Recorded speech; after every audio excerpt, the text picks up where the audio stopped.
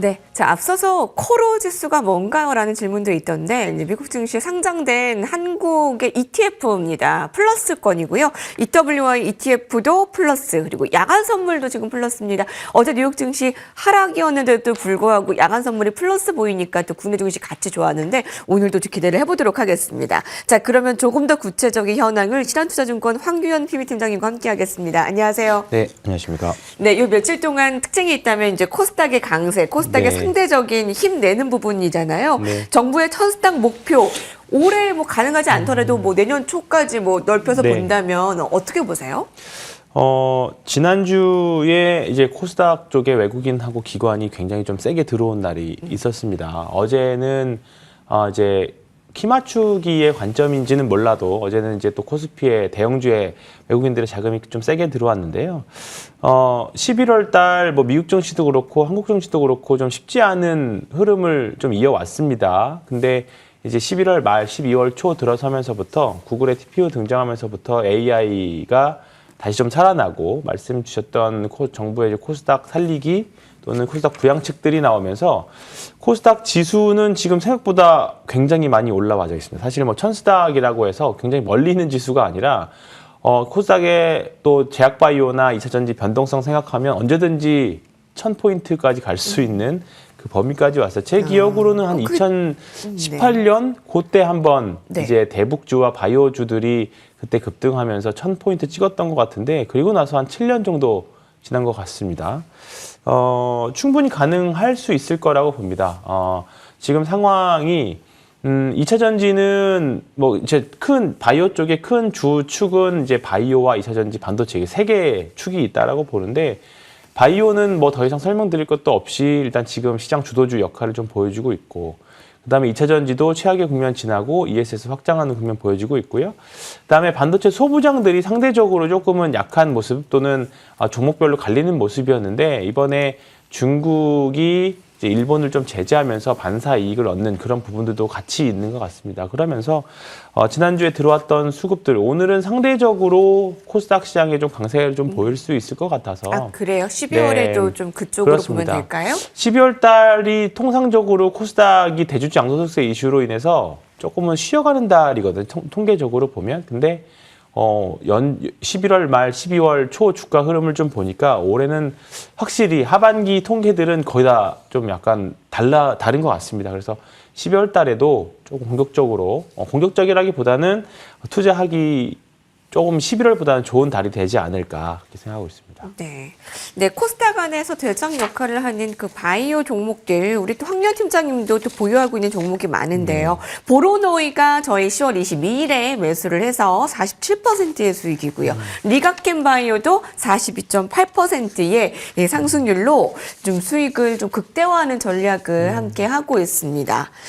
코스피 가운데서는 지금 자동차가 좀 뚜렷한 네. 상승을 보이고 있는데요. 관세 15% 소급 인하, 또 11월 수출도 주도하고 있고요. 대표주 부품까지 포함해서 주목할 종목은 어떤 것들이 있을까요? 자동차는 지금 뭐 관세와 관련된 좀 긍정적인 뉴스가 오긴 했습니다만 이제 특히 현대차 그룹은 자동차로 보기보다는 이제 로봇주로 편입을 해서 시장에서는 해석을 하기 시작한 것 같습니다. 테슬라도 그런 것처럼 지금 현대차도 굉장히 오랫동안 로봇에 투자를 해왔고요. 이번에 로봇주들의 상승을 보면 아시겠지만 특히 HL만도 같은 경우에는 사실 자동차 부품주도 부품주지만 로봇 쪽에 있어서의 이제 부품 매출도 발생하고 있거든요. 그래서 전통적인 자동차 부품주들은 사실 상대적인 좀 약한 모습들입니다. 그렇기 때문에 이번에 현대차 상승은 기본적인 자동차 판매량도 좋지만 환율 효과도 좀 봤고요. 근데 거기서 확 당겨줄 수 있는 모멘텀이 뭘까? 항상 현대차 그룹주는 왜 이렇게 싼데 이렇게 안 갈까였는데 이제 모멘텀이 조금씩 올라오는 것 같습니다. 그래서 현대차 그룹주들은 자동차 판매량도 중요하지만 로봇주에 대한 로봇 성장성에 대한 이제 트리거가 당겨진 것 같습니다. 그래서 현대차 그룹주들은 지금부터 좀 보시면 될 것 같고 어제 이제 피지컬 AI가 등장함에 따라서 자연스럽게 가는 게 로봇이나 자율주행이거든요. 그렇다 보니까 어제 현대 오토에버 같은 종목들도 좀 좋았고요.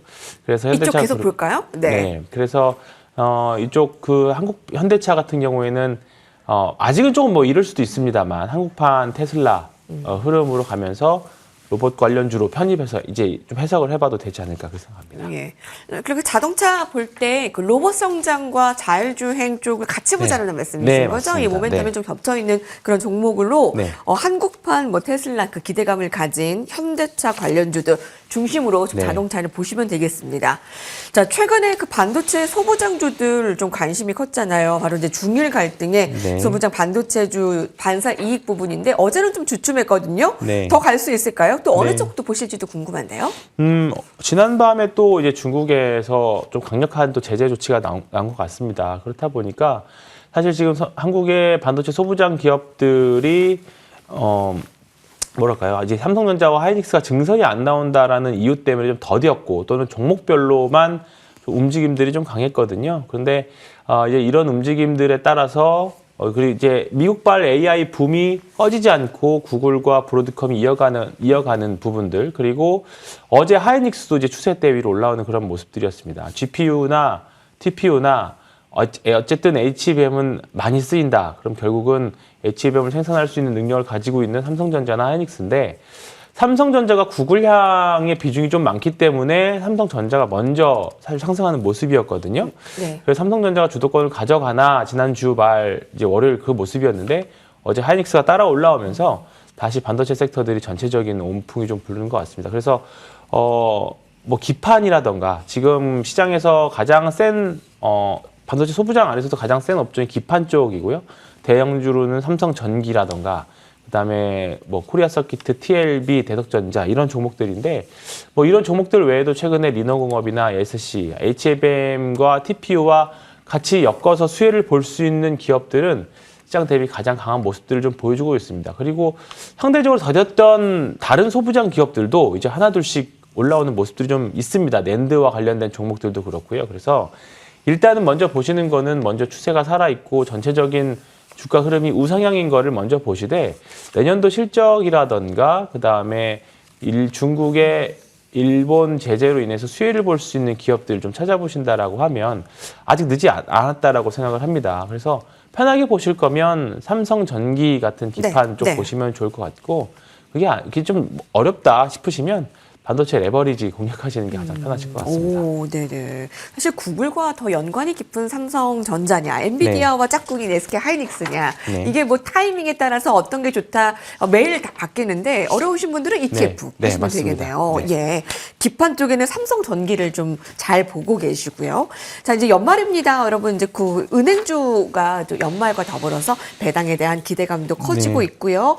또 배당소득 분리과세한 합의에 더 힘을 얻는 은행주 가운데 네. 주목할 종목이 어떤 것들이 있을까요? 11월 달 지수가 별로 안 좋을 때 그래도 덜 빠지고 그다음에 시장 좋을 때 잘 따라 올라갔었던 게 은행주, 금융주였던 것 같습니다. 증권주도 마찬가지고요. 뭐 종목에 따라는 좀 다를 수는 있긴 하겠습니다만 어제 우리금융주 같은 경우에는 뭐 급등 은행주 치고 높은 변동성도 좀 보여주는 하루였는데요.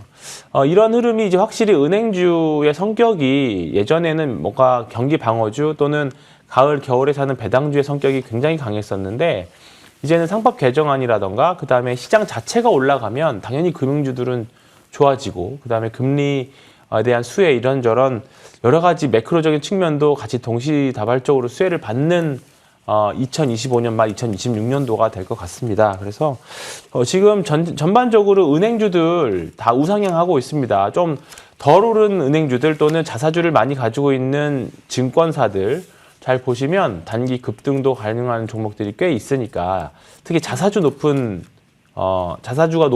많이 가지고 있는 증권주들 그리고 4대 금융지주 주식들은 지금도 여전히 우상향하고 있기 때문에 접근하셔도 저는 유효하다 이렇게 볼 수 있겠고요. 덜 오르고 또 자사주 높은 네, 자사주 종목 비중이 어떤 많이 높은. 왜냐하면 게 자사주 있을까요? 소각에 대한 이슈들이 좀 있기 때문에 네.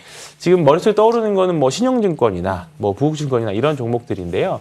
뭐 세부 내용들은 더 살펴보셔야겠습니다만 상법 개정안과 관련된 이슈가 나올 때마다 큰 변동성들이 한 번씩은 나왔던 좀 약간 그 종목만의 좀 캐릭터가 있는 종목들입니다. 그래서 그 종목들 같이 살펴보시면 좋을 것 같다라는 생각입니다. 예. 저희 그 연말 변화들 있을 때마다 국내 증시는 황유연 팀장님과 함께 하도록 하겠습니다. 신한투자증권 황유연 PB팀장님과 함께 했습니다. 감사합니다. 네, 고맙습니다. 네, 뉴욕 증시 오늘 3대 지수 상승 속에 국내 증시 좀 더 힘내기를 바라며 그 전략들 저희와 쭉 함께 하시기 바랍니다. 내일 이 시간 뵐게요. 고맙습니다.